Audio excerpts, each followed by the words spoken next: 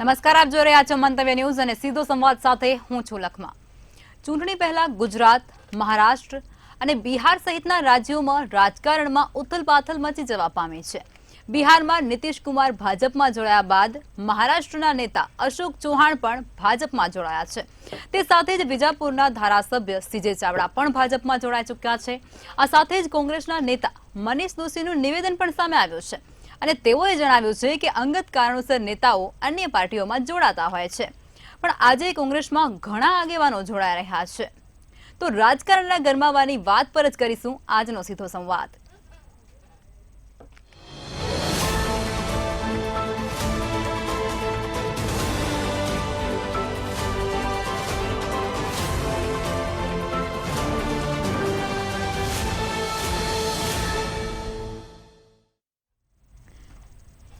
ચર્ચાની શરૂઆત કરીશું। ચર્ચામાં સિદ્ધાર્થભાઈ ભટ્ટ જોડાઈ ચૂક્યા છે, રાજકીય વિશ્લેષક છે, અને મિલનભાઈ ખેરા તેઓ પણ એક વિશ્લેષક છે। સિદ્ધાર્થભાઈ, આપ જણાવો કે જે પ્રમાણે નેતાઓ પક્ષપલટા કરી રહ્યા છે અને એક વર્ષમાં 3 વખત શપથ ગ્રહણ કરવામાં આવ્યા છે, બિહારની વાત કરી રહી છું, શું કહેશો? આપણા ભારત દેશમાં આ નવું નથી અને આદિ અનાદિ કાળથી રાજા મહારાજાઓ મુગલોના સમયથી સત્તાની લાલસા માટે લોકો પક્ષ બદલે છે કે જે બાજુ હવા હોય એ બાજુ સડ ફેરવતા હોય છે। પરંતુ આ ભારતીય રાજનીતિ માટે જો ચાણક્ય હોત ને તો આવું કદાપી ચલાવી ન લેત। અને સાથે જ સાથે એ પણ સમજવાવાળી વાત છે કે સ્વર્ગસ્થ અટલ બિહારી વાજપેયી પણ કદાચ આ પ્રકારની યુક્તિને અનુચિત ગણે, પણ આપણા આજના રાજકારણને શું થઈ ગયું છે એ બહુ મોટો પ્રશ્નાર્થ છે કે દેશ કઈ દિશામાં જઈ રહ્યા છે। બેઝિકલી રાજકારણ એ સેવા માટેનું કારણ હોય છે, પરંતુ જે હાલના સંજોગો દેખાઈ રહ્યા છે તો એ મેવા માટેનું કારણ થઈ જાય એવું ઘણીવાર આપણા સૌને મતદારોને લાગતું હોય છે કે હું વોટ આપું છું જેથી કરીને મારા વિસ્તારનો, મારા રાજ્યનો, મારા દેશનો વિકાસ થાય। પરંતુ જે નેતાઓ હોય છે એ એમની તિજોરી ભરવા માટે પક્ષ બદલી લેતા હોય એવું મહેસૂસ અને પ્રતીત થતું હોય છે, જે આપણા દેશના ઉન્નત ભવિષ્ય માટે ભવિષ્યમાં નુકસાનકારક સાબિત થવાનું છે। શક્ય હોય તો આવા પક્ષ પલટુ કાયદાઓ પણ આવ્યા છે, એને વધારે કંટ્રોલ કરવાની જરૂર છે। હવે બેન, મજાની વાત એ છે આ દર્શકોને પણ એમનો પણ મંતવ્ય મહત્વનો છે, એ લોકો પણ લાઈવ કમેન્ટ કરી શકે છે કે એક એવો પક્ષ બિહારમાં મુખ્યત્વે 2 પક્ષ હતા અને ત્રિશંકુ વિધાનસભાના 3 પક્ષોને આવે। એક ભારતીય જનતા પાર્ટી છે, બીજી લાલુ પ્રસાદ યાદવજીની આરજેડી છે અને ત્રીજું નીતિશ કુમારસિંહની જેડીયુ છે।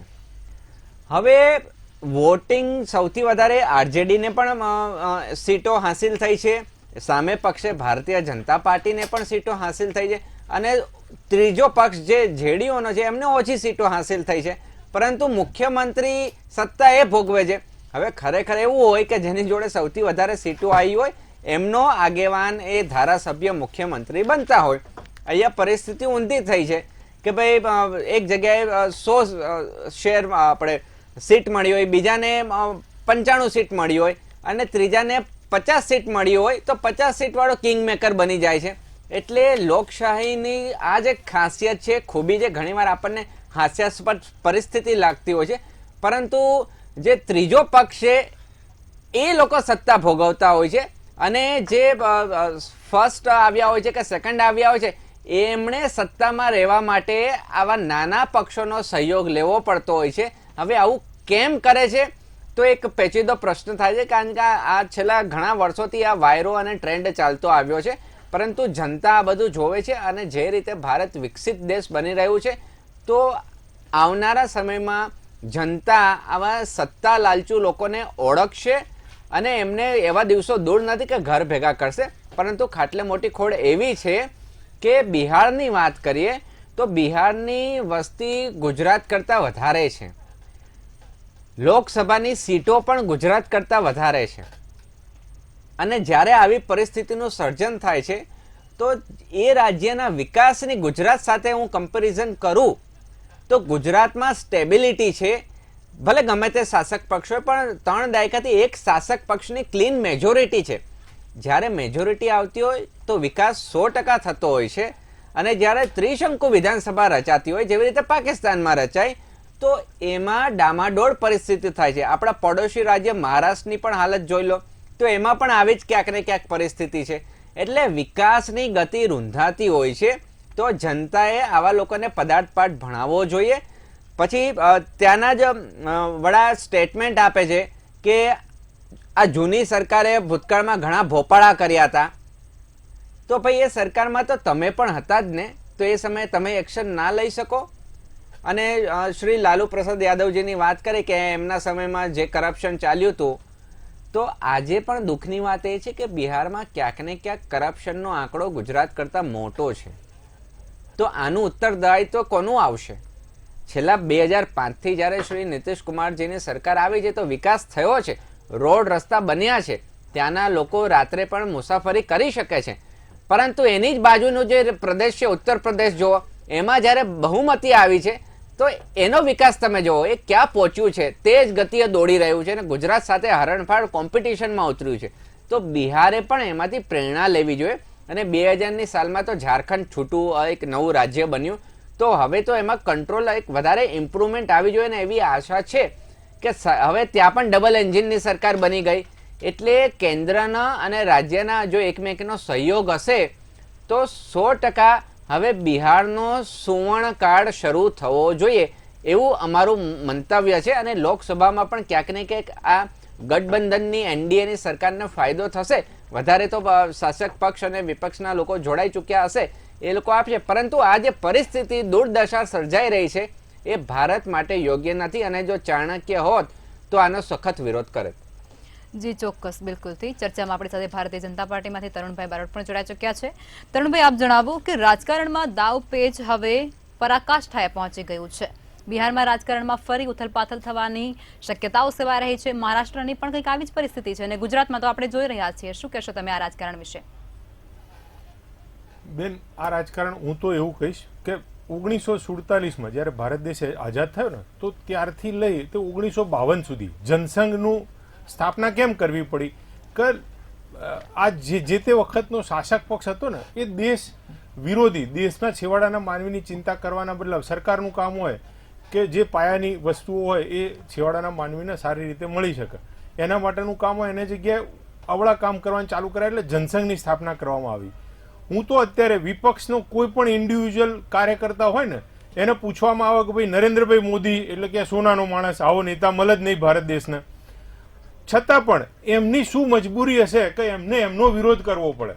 એટલે અત્યારે હું તો એવું કહીશ દરેક વિપક્ષના મંતવ્યના માધ્યમથી કે આપણા વડાપ્રધાન શ્રી નરેન્દ્રભાઈ મોદી આપણી છાતી ફૂલે ક્યાંક બહાર જઈએ તો આપણા પાસપોર્ટની જે એમને વેલ્યુ વધારી છે.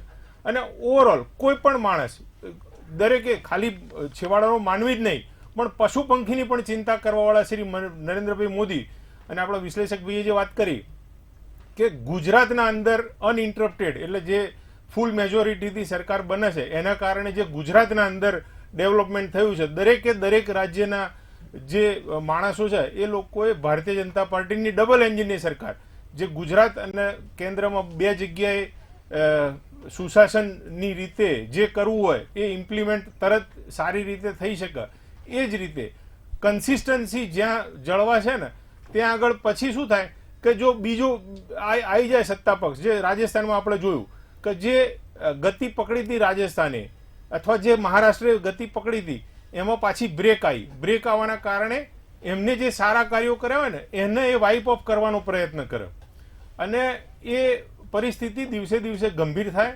એના કારણે સાઉથમાં આપણે ઘણા રાજ્યોમાં એવું છે કે વારા કાઢેલા હોય ને 5 વર્ષ આમને 5 વર્ષ પેલામાં, એટલે એમાં પણ બહુ ગંભીર પરિસ્થિતિ રાજ્યોની આપણે જોઈએ છીએ. તો નરેન્દ્રભાઈ મોદીના જે નેતૃત્વ છે અને ઇન્ટરનેશનલ લેવલે જે એમની કાર્યક્ષમતા છે અને એશિયા જ નહીં પણ આખા વર્લ્ડના અંદર એ વખણાય છે, એના કારણે આપણે હું તો એવું કહીશ કે કોઈ પણ વિપક્ષે અત્યારે હાલ જેમ 1947થી 1952 સુધી 5 વર્ષ બધા સાથે મળીને સરકાર ચલાવી હતી, નરેન્દ્રભાઈ મોદીનો સ્વભાવ છે કે ભાઈ દરેકને સાથે લઈને ચાલવાનું. એમને પૂછીને એ લોકો વિરોધ કરે છે. વિરોધ કરવાના બદલે અત્યારે જો એમનું જે વિઝન છે ખેડૂતની આવક ડબલ કરવી, એ શું ખોટું વિઝન છે? એમને જો પેલા 3 કાયદા 1.5 વર્ષ સુધી જો વિરોધ અને જે રીતે પરિસ્થિતિ ગંભીર કરી અને સરકારે બેકફૂટ ઉપર જવું પડ્યું અને એ પાછા લીધા, એ જો લોકોએ ખભે ખભો મિલાઈને એને સપોર્ટ કર્યો હોત ને તો અત્યારે ખેડૂતની આવક ડબલ થઈ ગઈ હોત. આ મિસગાઈડ કરવાનો જે કોન્સેપ્ટ છે ને એ ખરેખર ઇન્ડિવિજ્યુઅલ જેમ લે છે ને નિર્ણય, કોઈ પણ, હું તો એવું ચેલેન્જ આપું છું કે રાહુલ ગાંધીજીને બી પૂછવામાં આવે કે ભાઈ નરેન્દ્રભાઈ મોદી કેવા નેતા, તો એ સારા જ કે. એટલે એ રીતે દરેકે દરેક ક્યુમ્યુલેટિવ ડિસિઝન લેવાના બદલે ઇન્ડિવિજ્યુઅલ દરેક માણસ એવું કહે કે ભાઈ મારે, અને એનું જ કારણ છે કે આપણે જોઈએ છે કે સારા સારા નેતાઓ ભારતીય જનતા પાર્ટી તરફ આવે છે ને ભારતીય જનતા પાર્ટીને કોઈ કન્ડિશન વગર જોડાય છે. એનું કારણ આ જ છે. અને હું એ બહુ દિવસ દૂર જોતો નથી, નજીકના સમયમાં, કે દરેકે દરેક લોકો જ્યારે આ ઇન્ડી અલાયન્સ, જે અમારી ભાષામાં એવું કહેવાય ઠગબંધન, એ ઠગબંધન દિવસે દિવસે એક યા બીજી રીતે ઘણા બધા રાજ્યોમાં તૂટી ગયું છે અને હજુ ચૂંટણી ડિક્લેર થતા થતા ક્યાંય વેર વિખેર થઈ જશે. જે લોકોનો એકમાત્ર ગોલ હતો કે નરેન્દ્રભાઈ મોદીને હરાવવા, શું કરવું, કેમ, કોઈ કારણ નહીં, ખાલી હરાવવા, ક્યાંક દેશ આગળ જતો રહેશે તો એમની દુકાન બંધ થઈ જશે, એના માટે થઈ અને એ લોકો હરાવવા મતતા હતા. પણ આપણે જોઈએ છે કે દિવસે દિવસે જે રીતે પ્રતિસાદ મળે છે. તરુણભાઈ, અત્યારે બહુ મોટી સંખ્યામાં લોકો કોંગ્રેસ છોડીને ભાજપમાં જોડાઈ રહ્યા છે, પરંતુ વર્ષો સુધી કોંગ્રેસમાં જે લોકો રહ્યા છે તે લોકો કોંગ્રેસ છોડીને ભાજપમાં આવી શકે છે, તો પછી ભાજપને એવી રીતે કઈ રીતે ખાતરી છે કે ના એ લોકો ત્યાં રહેશે? જેમ બેન, આમાં જે માણસ, જે કોઈ પણ નેતા હોય ને, તો એ કોઈક એક સમૂહનો નેતા હોય, એ લોકોની ચિંતા કરતો હોય, એને વર્ષો સુધી ત્યાં આગળ રહ્યો. આપણે ગુજરાતના અંદર એક ઉદાહરણ લઈએ કે 25 વર્ષની ઉંમરે એને જો કોઈ વિપક્ષની પાર્ટી જોઈન કરી હોય તો અત્યારે એની ઉંમર 55 વર્ષ થઈ હોય. હવે 55 વર્ષ એટલે ઓલરેડી એનો લાસ્ટ કાળ આવી ગયો કહેવાય, જીવનનો છેલ્લો જે વાનપ્રસ્થાવસ્થા કે ને એના અંદર આવી ગયો હોય. અને છતાં પણ, અને આ બધી જે માનસિકતા છે ને કે સારા અને સારું નહીં કહેવું અને એના અંદર પણ ખુદરા કાઢી અને એમનો વિરોધ કરવો, એટલે કોઈ પણ માણસ હોય, જે સારો માણસ હોય ને એને ખબર પડે કે ભાઈ આ ખોટું થઈ રહ્યું છે, એટલે એ લોકો ભારતીય જનતા પાર્ટીમાં જોડાય છે. અને ભારતીય જનતા પાર્ટીમાં ઓપન માઇન્ડેડ, દરેકને સાથે લઈને ચાલવાવાળી, એક વસુધૈવ કુટુંબકમની ભાવનાવાળી ભારતીય જનતા પાર્ટી છે. એક પરિવારવાદ બિલકુલ નથી એના અંદર. અને કોઈ પરિવારની ચાટુકારિતા ના કરે તો આપણે જોઈએ અત્યારે હાલ જે ભારત રત્ન એવોર્ડ આપ્યો આપણે નરસિંહ રાવજીને, એમની પરિસ્થિતિ કેવી કરી હતી એમને. પછી ઘણા બધા ઉદાહરણો છે એના અંદર કે એટલે એવું ના વિચારીએ. અને જે બી છે ભારતીય જનતા પાર્ટીના વડાપ્રધાન શ્રી નરેન્દ્રભાઈ મોદી અને અહીંયા આપણે ભૂપેન્દ્રભાઈ પટેલ, બંને જણા જે રીતે કાર્ય ખભે ખભો મિલાઈને કાર્ય કરી રહ્યા છે, એ રીતે દરેકે દરેક રાજ્યના અંદર જો ભારતીય જનતા પાર્ટીની સરકાર આવે તો 2047માં જે સાહેબનું વિઝન છે વિકસિત ભારત, તો વિકસિત ભારત બનતા કોઈ નહીં અટકાવી શકે. વર્લ્ડની ગમે તે તાકાત એ રોકવા માટે પ્રયત્ન કરશે તો 2047 અથવા 2047 પહેલા વિકસિત ભારત આપણે જોઈશું. જી ચોક્કસ, તે તો સમય બતાવશે. મિલનભાઈ, આપ જણાવો કે દેશમાં ચાલતી તાનાશાહીને રોકવા માટે ઇન્ડિયા ગઠબંધનનું સર્જન કરવામાં આવ્યું હતું અને તેની અંદર નીતિશ કુમાર પણ જોડાયા હતા, પરંતુ એવું તો શું બ્રહ્મ જ્ઞાન થઈ ગયું કે તેઓએ સડનલી રાજીનામું આપી દીધું? જી બેન, નીતિશ કુમાર જે છે ને તે આખા હિન્દુસ્તાનનો એક એવા નેતા છે કે જેનું ઇતિહાસમાં નામ લખાશે પાર્ટી બદલવા માટે. પાર્ટી એટલે જેડીયુ નહીં, પણ ક્યારેક એ યુપીએ માં જાય, ક્યારેક તે એનડીએ ની અંદર જાય. આ રીતના જે પક્ષ પાર્ટી જે ફેરવો છે, સત્તા જાળવી રાખવા માટે જે ફેરવું છે, એની અંદર હિન્દુસ્તાનના ઇતિહાસની અંદર એકમાત્ર વ્યક્તિ તરીકે એમનું નામ જે છે તે ઇતિહાસમાં અમર થઈ ચૂક્યું છે. નીતિશ કુમારનું કેવું છે કે જે जिस दल के अंदर लड्डू उसके दल में हम.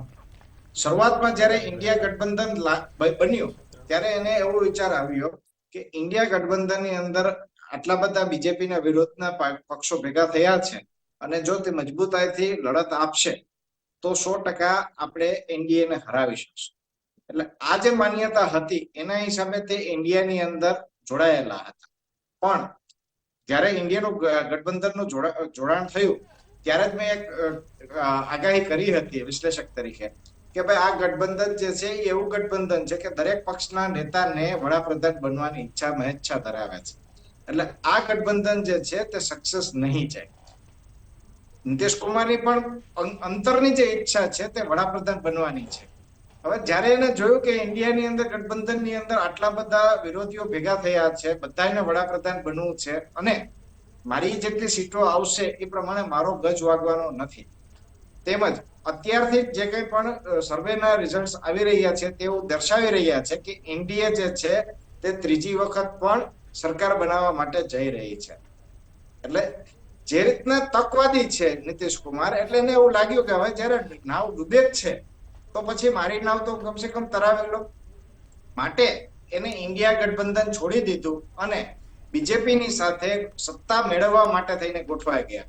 કારણ કે બિહારની રાજનીતિ એવી છે કે ત્યાં આગળ આમ 4 પાર્ટીઓ છે, બીજેપી છે, કોંગ્રેસ છે, આરજેડી છે અને જેડીયુ છે. પણ જ્યારે રિઝલ્ટ આવે છે ત્યારે ત્રિશંકુ ગોઠવાય છે. જે મતોનું જે ધ્રુવીકરણ છે તે ત્રિશંકુની અંદર ગોઠવાયેલું હોય છે. એના હિસાબે કોંગ્રેસ હોય કે બીજેપી હોય તેને ફરજિયાત રીતના ત્રીજી એક પાર્ટીનો એને ગઠબંધન કરીને સરકાર બનાવવી પડે છે. જ્યાં સુધી કોંગ્રેસ અથવા બીજેપી એવું નક્કી નહીં કરે કે ભાઈ અમારે ગઠબંધન નથી કરવું, આ 5 વર્ષ સત્તા અમારે છોડી દેવી છે, ત્યાં સુધી બિહારની અંદર ત્રિશંકુ સરકારો બનતી જ રહેશે અને નીતિશ કુમાર જેવા તકસાદુઓ જે છે તે મેવા ખાવા માટે આવી જ જશે. એટલે મૂળભૂત વસ્તુ એવી છે કે નીતિશ કુમાર જેટલા સત્તા લાલચુ નેતા કદાચ હિન્દુસ્તાનના ઇતિહાસમાં ભવિષ્યમાં પણ કદાચ જોવા ન મળે એવી પણ શક્યતા હું જોઈ રહ્યો છું. અને માત્ર સત્તા કોઈ પણ ભોગે અને કોઈ પણ રીતના મેળવવા માટે થઈને નીતિશ કુમાર જે છે તે પક્ષ પલટો કરીને રાખે છે. જી ચોક્કસથી, બિલકુલ. તરુણભાઈ, આપ જણાવો કે રાજકીય ઉથલપાથલ વચ્ચે મહારાષ્ટ્રની વાત કરીએ તો અશોકભાઈ ચૌહાણ છે, ગુજરાતની વાત કરીએ તો CJ ચાવડા છે, તેવા અનેક નેતાઓ છે તે ભાજપમાં જોડાઈ રહ્યા છે. અને આ બધા વચ્ચે મનીષ દોશી જે કોંગ્રેસના પ્રવક્તા છે તેઓ એવું કહી રહ્યા છે કે ત્યાંથી એટલે આપણે ભાજપ કહી શકીએ એમ કે ત્યાંથી જેલમાં કે મહેલમાં રહેવાનું, તેમાંથી બેમાંથી ગમે તે એક ઓપ્શન જે મેળવવાનો પ્રયાસ કરવા માટે તેઓના દ્વારા કહેવામાં આવે છે. ત્યાંથીનો મતલબ આપણે ભાજપ કરી શકીએ ને? બેન, મેં અગાઉ બ્રીફલી આખી સ્ટોરી સમજાઈ, પણ મનીષભાઈ જો એવું કહેતા હોય, મનીષભાઈનો એવો આક્ષેપ હોય તો એ કેમ એમના ઘરમાં જ રહે છે, જેલમાં બી નથી રહેતા અને મહેલમાં બી નથી રહેતા, એ એમના ઘરમાં જ રહે છે. એટલે આ બધા જે કહેવાય ને ખોટા એલિગેશનો છે. બાકી એવું તો છે જ નહીં કે કોઈ નથી, ઘણા બધા કાર્યકર્તાઓ છે. અને એવું આપણે જોઈએ ને તો એક વિપક્ષ પાસે ઓછામાં ઓછા જેટલા વોટ પડે છે ને એના 25 થી 30% વોટ તો હજુ પણ એમને મળે છે. એટલે અમુક ઉંમરથી મોટા લોકો છે ને એમને હજુ સોશિયલ મીડિયા અથવા જે માધ્યમ કહેવાય અત્યારે હાલ એવું કહી શકાય, અમારા જે પ્રમુખ શ્રી CR પાટીલજીએ 1 બૂથ 1 યુથ એટલે 1 બૂથ 10 યુથ અને 1 બૂથ 20 યુથ સુધી એટલે પેજ પરના પ્રમુખ સુધીની સિસ્ટમ ગોઠવેલી છે. એટલે દરેક માણસને અત્યારે હાલ અમે પહોંચી અને જ્યાં 15,000 એવા બૂથ આઈડેન્ટિફાઈ કર્યા છે કે જ્યાં અમુક ટકાથી વધારે વોટ હજુ પણ વિપક્ષને મળી રહ્યા છે. એટલે એ લોકોને પણ કેટર કરી અને દરેક માણસને સમજાવી અને ભારતીય જનતા પાર્ટી જ એક સારો ઓપ્શન છે એ રીતે અત્યારે હાલ ભારતીય જનતા પાર્ટીનું ટાર્ગેટ 2014 અને 2019માં 26માંથી 26 સીટો જીત્યા છીએ, અમે જીતેલા છીએ. આના અંદર આ વખતે પાર્ટીનો ટાર્ગેટ છે 26 સીટો તો જીતવાની, પણ 5 લાખના માર્જિન સાથે દરેક સીટ જીતવાની. એટલે આ રીતનું આખું પ્લાનિંગ જે ખરું ને, અને જે સરકારે કામ કરેલા છે છેલ્લા 10 વર્ષમાં, આપણે એવું કહીએ કે 60 વર્ષમાં જેટલા કામનું સરવાળો મારીએ ને એટલા એનાથી વધારે કામ 10 વર્ષમાં ભારતીય જનતા પાર્ટીના વડાપ્રધાન શ્રી નરેન્દ્રભાઈ મોદીએ કર્યા છે. 1.25 લાખ મકાનો જે ગરીબ EWS લોકોને ઇકોનોમિક વીકર સેક્શનના આપ્યા, 1.25 લાખ મકાનો. જો પાસ્ટની સરકારોને આપણે જોઈએ ને તો એનો સરવાળો મારતા એમના કામ કરતા 100 વર્ષથી વધારે સમય લાગે. જે પ્રકારના ઇલેક્ટ્રિફિકેશનમાં કામ કર્યા છે તો 80 વર્ષ સુધી એ લોકો કામ કરે, ત્યારે જેટલું કામ થાય એટલા કામ 10 વર્ષમાં કરવામાં આવ્યા છે. પાણીની વિતરણ વ્યવસ્થા, જે નલથી જલ, એનું જે કાર્ય છે ને એ 70 થી 75 વર્ષ એમને લાગે એટલી સ્પીડે કામ છેલ્લા 9 કે 10 વર્ષમાં કરવામાં આવ્યા છે. એટલે ઓવરઓલ આ બધા જે કાર્યો બંને સરકારો ખભે ખભો મિલાઈને કરી રહી છે એને નીચેના માણસને સમજાવીશું તો અમારો જે ટાર્ગેટ છે કે દરેકે દરેક સીટ 5 લાખથી વધારે વોટે જીતવી છે એ જીતી શકાશે. આપે જે વાત કરી કે અને મેં અગાઉ કહ્યું એમ કે જે કાર્યકર્તા જે વિપક્ષમાં વર્ષોથી મથે છે પણ ઇન્ટરનલ એમના તકલીફના કારણે એમની સફોકેશન એક એમએલએ આપણે સાઉથ ગુજરાતના એમએલએ છેલ્લા આવ્યા હતા એમને કીધું હતું ત્યાં જીવ ગભરાય છે, આમ ફાવતું નથી અને અકળામણ થાય છે. એટલે એ રીતની એમના ત્યાં આગળ જે ગુંગળામણ થતી હોય ને એ ભારતીય જનતા પાર્ટીમાં નથી થતી. દરેકે દરેકની સાંભળવામાં આવે છે. અને આપે જે એક શબ્દ વાપર્યો કે તાનાશાહી બિલકુલ નથી.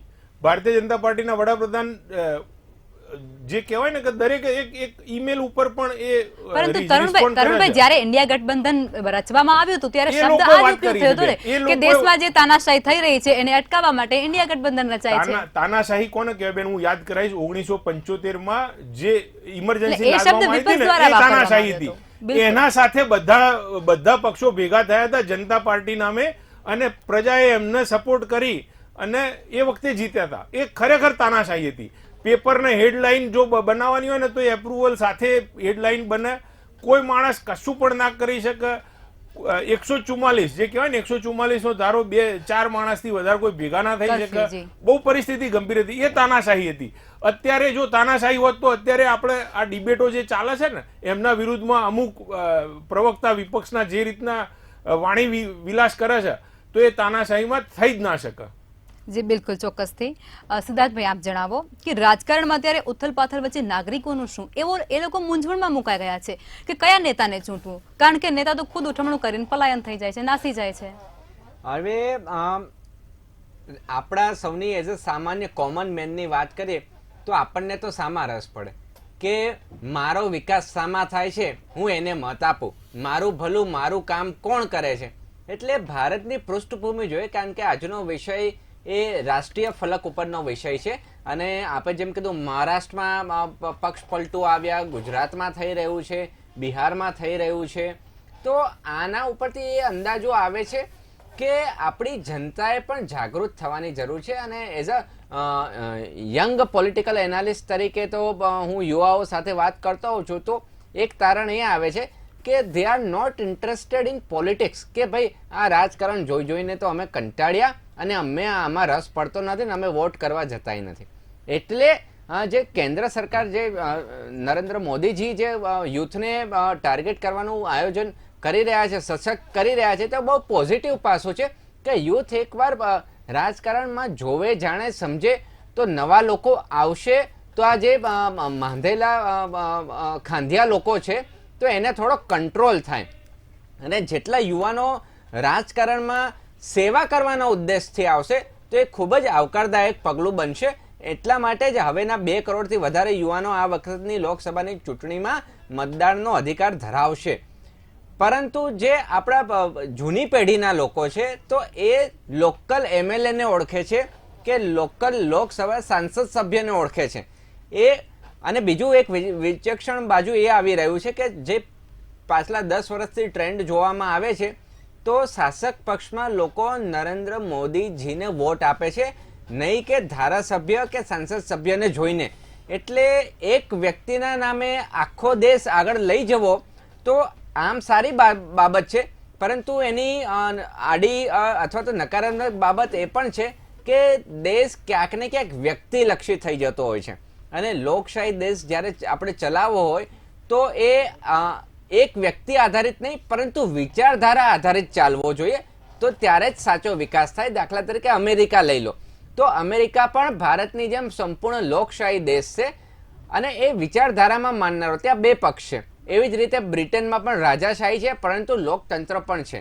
અને ચાઇના છે તો ચાઇનામાં આપખુદશાહી છે, એક વ્યક્તિનું શાસન ચાલે છે. આપણે પેલી બાજુ નોર્થ કોરિયા જોઈ લો. પાકિસ્તાનની વાત નથી કરતા કારણ કે ત્યાં કોણ સરકાર ચલાવે છે ખબર પડતી નથી. એક બાજુ હમણાં માલદીવ્સ પિક્ચરમાં આવ્યું છે તો ત્યાં પણ ક્યાંક ને ક્યાંક સેના અને લોકતંત્ર વચ્ચે સંઘર્ષ ચાલે છે. મ્યાનમારમાં એ ચાલે છે. બાંગ્લાદેશમાં આપણે ઘણું સાચું ખોટું સાંભળ્યું. તો એક વ્યક્તિના હાથમાં સત્તા આવે છે એ પણ લોકશાહી માટે આવકારદાયક નથી. એને બેલેન્સ રાખવું પડે. એટલે ક્યાંક ને ક્યાંક પાછલા 75 વર્ષની આપણે જો અભ્યાસ કરીએ ને તો સ્વર્ગસ્થ શ્રી અટલ બિહારી વાજપેયી જેવા નેતા આપણે ભાગ્યે જ જોયા છે. અને સરદાર પટેલ જેવા લોખંડી પુરુષ હોય, હું તો કહું લોખંડી શબ્દ ના વપરાય, પરંતુ એકદમ વજ્ર જેવા કડક માણસ હોય, તો એણે ભારતને ખંડિત, ભારતને અખંડ ભારતનો જે નારો લગાવ્યો હતો. તો ક્યાંક ને ક્યાંક મને એવું દેખાઈ રહ્યું છે કે જે લોકો બધા હાલની શાસક પક્ષમાં જોડાઈ રહ્યા છે તો વિપક્ષમાંથી એક પક્ષ તરફ આપણો દેશ જઈ રહ્યો હોય એવી અનુભૂતિ થઈ રહી છે. પણ પક્ષની સાથે વિપક્ષ પણ એટલો જ જરૂરી છે, પરંતુ વિચારધારા વાળો જોઈએ. કારણ કે નોટ મળે એટલે જવું અથવા તો કોઈ શિક્ષાત્મક કાર્યવાહીની બીકે સામે પક્ષે જવું તો એ હિતાવહ નથી. તો ક્યાંક ને ક્યાંક ગાંધીના ભારતના આ સિદ્ધાંતોનું ઉલ્લંઘન થઈ રહ્યું છે. નૈતિક દ્રષ્ટિએ જ્યારે આપણો નેતા જ સૈદ્ધાંતિક ના હોય, નીતિમત્તા વાળો ના હોય, તો આપણે પ્રજા પાસે શું અપેક્ષા રાખી શકીએ? એટલે આ બહુ વિચારવા વાળો મુદ્દો છે. બિલકુલ, ચોક્કસથી. મિલનભાઈ, તમે જણાવો કે જેટલા લોકો પક્ષ પલટો કરી રહ્યા છે, મોસ્ટ ઓફ બધા ભાજપમાં જઈ રહ્યા છે, તો શું ભાજપ એવો કોઈ બીજેપી છે એ પક્ષ કોઈ એટલો સારો પક્ષ છે કે પછી બીજા કોઈ એની પાસે વિકલ્પ નથી? વિકલ્પના અભાવે એ લોકો બીજેપીમાં જોડાઈ રહ્યા છે? તમને શું લાગે છે? બીજેપીમાં જવા માટેના મુખ્ય 2 કારણો છે. આપણે જૂના જમાનાના પિક્ચરો હતા એની અંદર એક મોટા ભાગે ડાયલોગ આવતો, એક બાજુ પિસ્તોલ મૂકતા અને બીજી બાજુ રૂપિયાનો ઢગલી મૂકવામાં આવતા અને કહેતા કે હવે તમે નક્કી કરી લ્યો કે તમારે શું જોઈએ છે. રિશ્વતના પૈસા જોઈએ છે અને જો તમે ફાઇલમાં સાઇન ન કરવા માંગતા હોય તો બંદૂક તમારા માટે રેડી છે. એમ રાજકારણ એક એવી વસ્તુ છે કે રાજકારણમાં કોઈ કરતા કોઈ લોકો સેવા કરવા તો આવતા નથી, મેવા ખાવા માટે જ આવે છે. એટલે જયારે બીજી પાર્ટીમાં હતા ત્યારે એને જે મેવા ખાધા હતા એની ફાઇલ જયારે બીજેપી ખોલી અને બેસી જાય છે, બરોબર છે, કે ભાઈ હવે તમે નક્કી કરી લ્યો કે તમારે બીજેપીમાં આવવું છે કે પછી ઈડીની રેડ, ઈડીની ટીમ જે છે તમારા ઘરે ઓફિસે અમે મોકલી દઈએ, બરાબર છે. એટલે જે સામેવાળો વ્યક્તિ જે છે તેના માટે ઈડી કરતા તો બીજેપીમાં જવું વધારે સારું હોય છે. એટલે અલ્ટિમેટલી વસ્તુ કેવી છે કે લોકોને જેલમાં જવું પણ નથી હોતું, તેમજ સાથોસાથ સત્તાની અંદર પણ રહેવું પડતું હોય છે. કારણ કે તમે સત્તાની સાથે તમે જયારે રહેતા હોય છો ત્યારે તમારા જે બિઝનેસના જે કામો હોય છે એ થઈ શકે છે. એના વગર તમારા બિઝનેસના કામો છે, તેના બિલો છે, તે સીધી રીતના નથી પતતા. એટલે શામટામ દંડ ભેદથી અલ્ટિમેટલી એ લોકો માટે હવે એક જ રસ્તો બચ્યો છે અને તે છે બીજેપી. એટલે મૂળભૂત વસ્તુ એવી છે કે પૈસા અને સત્તા, આ એક જ બે માત્ર એવા કારણો છે કે જેના માટે થઈ અને લોકો બીજેપી તરફ ડાયવર્ટ થઈ રહ્યા છે. એ લોકોએ ન ભૂલવું જોઈએ કે બીજેપીની અંદર જેટલા લોકો ભૂતકાળમાં ગયેલા છે, બરોબર છે, તે લોકો 1 વર્ષ સુધી ઇમ્પોર્ટન્સ મળ્યું છે, પણ 1 વર્ષ પછી બીજેપીની અંદર ક્યાં ખૂણાની અંદર બેઠા છે એનો અસ્તિત્વ જે છે. મિલનભાઈ, સમયનો અભાવ છે એટલે રોકવા માંગીશ. જી મિલનભાઈ, સમયનો અભાવ છે, આપની વાત રજૂ કરો ખાલી 30 સેકન્ડની અંદર. હા લક્ષ્માબેન, જે બંને સિદ્ધાર્થભાઈ અને મિલનભાઈ બંને જે વાત કરી ને, હું તો એવું કહીશ કે વિપક્ષ અને ભારતીય જનતા પાર્ટીના કાર્યકર્તામાં એક બેઝિક ડિફરન્સ છે. વિપક્ષના કોઈ પણ કાર્યકર્તા હોય ને તો એમના માટે સ્વ પોતે છે, બીજા નંબરે પાર્ટી છે, ત્રીજા નંબરે દેશ છે. ભારતીય જનતા પાર્ટીના કાર્યકર્તા માટે પહેલા દેશ છે, પછી પાર્ટી છે અને સ્વ છેલ્લે છે. આ બેઝિક ડિફરન્સ છે. અને જે બંનેની વાતમાં એકથી એક જાણવા મળ્યું કે ભાઈ સેવા ભાવથી જોડાયો હોય તો કામ કરી શકે. તો આનો જે બેઝિક ડિફરન્સ છે ને એના ઉપરથી પ્રસ્થાપિત થાય છે કે ભારતીય જનતા પાર્ટીનો કાર્યકર્તા અથવા નેતા એ સેવા ભાવ સાથે જોડાયેલો છે, એટલા માટે જ સ્વને છેલ્લે રાખે છે.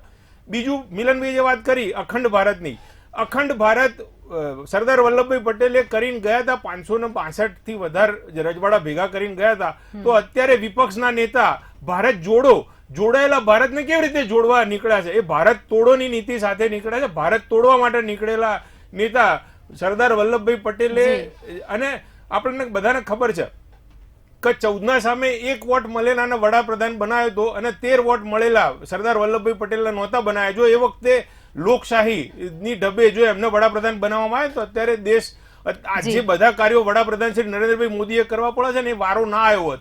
અને જે 1952માં જનસંઘની સ્થાપના કરવી પડી હતી ને એ ના કરવી પડી હોત. અને અત્યારે હું તો એવું કહું છું કે દરેકે સપોર્ટ કરવો જોઈએ નરેન્દ્રભાઈ મોદીજીને. જી બિલકુલ. તરુણભાઈ, સમયનો અભાવ છે, બધી સીટો એમને આપી દેવી જોઈએ. જી તરુણભાઈ, સિદ્ધાર્થભાઈ અને મિલનભાઈ અમારી સાથે ચર્ચામાં જોડાયા તે બદલ ધન્યવાદ. નમસ્તે. લોકસભાની ચૂંટણી આવે તે પહેલા રાજકારણ ગરમાઈ ચૂક્યું છે. ક્યાંક ભરતી તો ક્યાંક ઓટ આવી રહી છે, તો ક્યાંક ઉથલપાથલના એંધાણ પણ વર્તા રહ્યા છે. આ બધા વચ્ચે જેમ જેમ ચૂંટણી નજીક આવતી જાય છે તેમ તેમ માહોલ રોમાંચક બનતો જાય છે. તો આ સાથે ચર્ચાને સમાપ્ત કરીશું. નમસ્કાર.